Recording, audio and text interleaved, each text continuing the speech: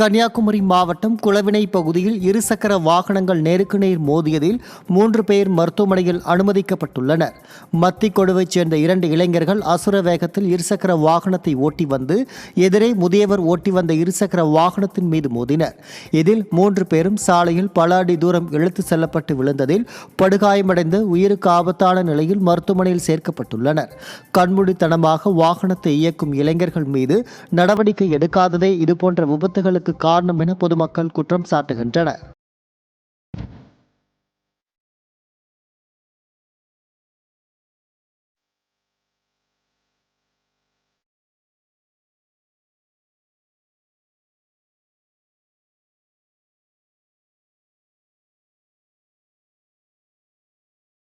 நீலகிரி மாவட்டம் முதுகையில் நடைபெற்று வரும் கோடை விழாவில் படகு போட்டி தொடங்க தாமதமானதால் சுற்றுலா பயணிகள் வாக்குவாதத்தில் ஈடுபட்டு போட்டியில் இருந்து வெளியேறினர். காலை 10 மணிக்கு போட்டி தொடங்கும் என அறிவிக்கப்பட்டிருந்ததால் படகு போட்டியில் கலந்து கொள்வதற்காக தமிழகம் மட்டுமல்லாமல் கேரளா, கர்நாடகா உள்ளிட்ட மாநிலங்களில் இருந்தும் ஏராளமான சுற்றுலா பயணிகள் ஆர்வத்துடன் படகுகளில் காத்திருந்தனர். நண்பகல் 12 மணியை கடந்தும் போட்டியை தொடங்கி வைக்க ஆட்சியர் வராததால் காத்து கிடந்த சுற்றுலா பயணிகள் போட்டியில் பங்கேற்காமலேயே திரும்பிச் சென்றனர்.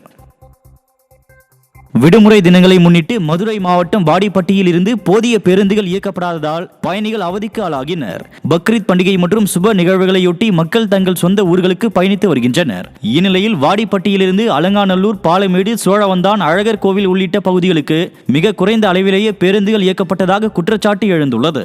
இந்நிலையில் போதிய பேருந்துகள் இயக்கப்படாததால் பயணிகள் இன்னலுக்கு ஆளாகினர்.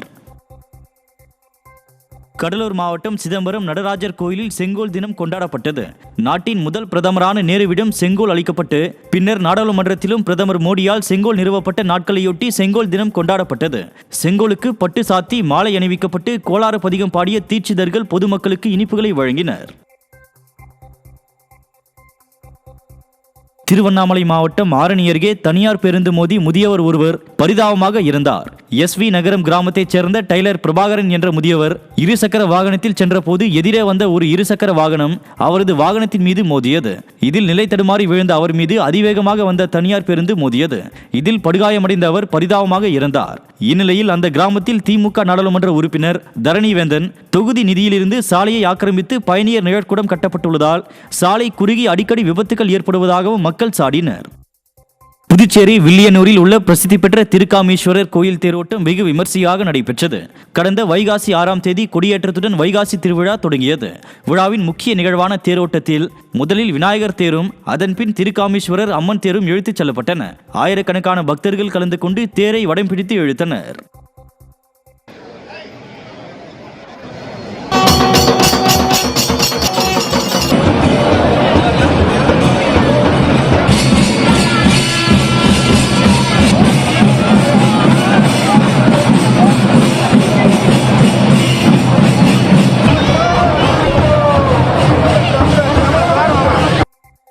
உதகையில் கோடை விழா படகு போட்டியில் ஏராளமான சுற்றுலா பயணிகள் உற்சாகத்துடன் பங்கேற்றனர். உதகையில் நடைபெறும் மலர் கண்காட்சி, பழ கண்காட்சி, ரோஜா கண்காட்சி உள்ளிட்டவை சுற்றுலா பயணிகளை மகிழ்வித்து வருகிறது. இதனால் உதகையில் உள்ள சுற்றுலா தலங்களில் பெருங்கூட்டம் காணப்படுகிறது. இந்நிலையில் அங்கு தற்போது படகு போட்டிகளும் துவங்கியுள்ளது. ஆண்கள், பெண்கள், இரட்டையர், தம்பதியினர், ஊடகத்துறையினர், படகு இல்ல ஊழியர்கள் என பல்வேறு பிரிவுகளில் நடைபெற்ற போட்டிகளில் ஏராளமானோர் ஆர்வத்துடன் பங்கேற்று தங்கள் திறனை வெளிப்படுத்தினர். போட்டியில் வெற்றி பெற்றவர்களுக்கு பரிசுகள் வழங்கப்பட்டன. நாங்கள் இங்கே டிக்கெட் பார்க்க சுற்றுலா எல்லாம் பார்க்கறதுக்காக வந்தோம். எதிர்பார்க்காம தான் நாங்கள் படகு போட்டியில் கலந்துக்கிறோம். ஆனால் ஃபர்ஸ்ட் ப்ரைஸ் ரொம்ப ஹாப்பியாக இருக்குது. ராமநாதபுரம் மாவட்டம் சாயல்குடியில் கார் மோதி 2 கூலி பெண் தொழிலாளர்கள் பரிதாபமாக இறந்தனர். ஆராய்ச்சி நகரில் கட்டுமான பணியில் ஈடுபட்ட கே. கரிசல் குளத்தைச் சேர்ந்த பஞ்சவர்ணம், கே. கருங்குளம் கிராமத்தைச் சேர்ந்த ஜெயமணி ஆகிய பெண் கூலி தொழிலாளிகள் மீது அந்த வழியாக அதிவேகமாக வந்த கார் மோதியது. இதில் இருவரும் 10 அடி தூரத்திற்கு தூக்கி வீசப்பட்டு பரிதாபமாக இறந்தனர். விபத்திற்கு காரை ஓட்டி வந்த அபிராமம் முத்தாதிபுரத்தைச் சேர்ந்த இளவரசன் என்பவரே காரணம் என்றும் அவர் மதுபோதையில் இருந்ததாகவும் சக பணியாளர்கள் சாடினர். விபத்தால் அப்பகுதியில் 1 மணி நேரம் போக்குவரத்து பாதிக்கப்பட்டது.